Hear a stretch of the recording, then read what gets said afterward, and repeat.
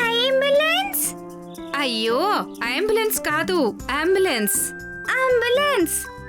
ఒకవేళ మీరు కూడా బిల్లీలాగా సరిగ్గా ప్రొనౌన్స్ చెయ్యాలి అనుకుంటే వెంటనే డౌన్లోడ్ చేసుకోండి Koko TV kids app. Everyday కుచ్ నయా సీఖో. Koko TV.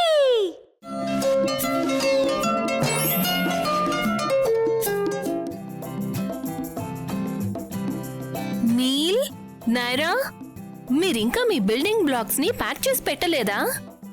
మేం తర్వాత చేస్తాం మామ్. కానీ మీరిద్దరూ కూర్చుని టీవీ కదా చూస్తున్నారు. ఇది చాలా ఇంట్రెస్టింగ్ ఎపిసోడ్. నో, ఇప్పుడే తీసి పెట్టండి. ఎవరన్నా మన ఇంటికి వస్తే ఏమవుతుంది? మంచి పిల్లలు. కానీ అమ్మా, ఇప్పుడు ఎపిసోడ్ అయిపోయింది. అదేమీ పెద్ద సమస్య కాదు, మళ్ళీ టీవీలో రిపీట్ అవుతుంది. నేనిప్పుడు మీకు కథ చెప్తాను, కూర్చోండి. Yay! Story time! కొంతకాలం క్రితం ఒక ఇంట్లో పెట్రో అనే ఒక అబ్బాయి తన ముసలి నానమ్మతో కలిసి ఉండేవాడు. వాళ్ళిద్దరూ ఒక చిన్న ఇంట్లో ఉండేవాళ్లు. ఒకరోజు పెట్రో తన బాల్తో ఇంట్లో ఆడుకుంటూ ఉన్నప్పుడు ఆ బాల్ కిటికీకి తగిలి అద్దం పగిలింది. Oh no! పెట్రో, ఏంటి ఆ శబ్దం? ఓ, కిటికీ. సారీ నానమ్మా. అదేమీ పెద్ద సమస్య కాదు పాత్రో. నువ్వు సులభంగా ఒక గ్లాస్ అమ్మే షాపుకు వెళ్ళి ఒక గ్లాస్ తీసుకొచ్చి దాన్ని రీప్లేస్ చెయ్యొచ్చు. అది ఎలా చెయ్యాలో నీకు తెలుసు అనుకుంటున్నాను. అవును నానమ్మా, నాకు తెలుసు. కంగారు పడకండి, ఇవాళ సాయంత్రం నేను ఆ పని చేస్తాను. పాత్రో, కిటికీ అద్దం ఇంకా విరిగే ఉంది. నువ్వు నిన్న గ్లాస్ షాప్కి వెళ్ళి తీసుకురాలేదా? లేదు నానమ్మా, నేను మర్చిపోయాను. ఇవాళ నేను తప్పకుండా వెళ్తానులే. పాత్రో, ఇప్పటికే వారం గడిచింది, నువ్వు ఇంకా కిటికీ అద్దాన్ని మార్చలేదు.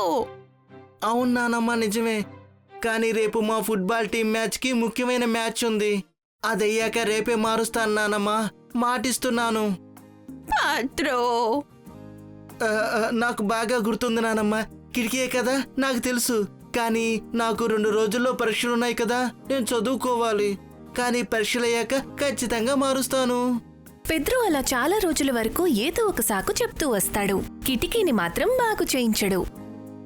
చివరికి ఒకరోజు, ఓ నో పాత్రో! ఏంటది?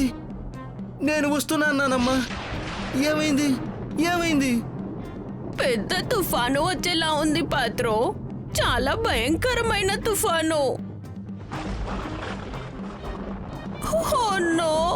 నువ్వు కిటికీని సరైన సమయంలో బాగు చేసి ఉంటే బాగుండేది.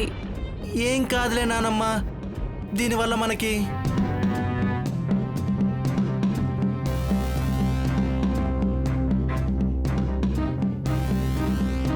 ఏ పనైనా సరైన సమయంలో చెయ్యాలని దాని ప్రాముఖ్యతను నువ్వు తెలుసుకుంటే బాగుండేది.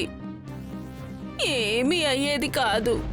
కానీ ఇప్పుడు మనం పెద్ద సమస్యలో ఉన్నాం.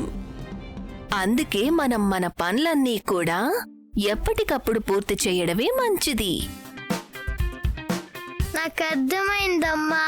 నేను నా పనులన్నీ టైంకి చేస్తాను. నేను కూడా.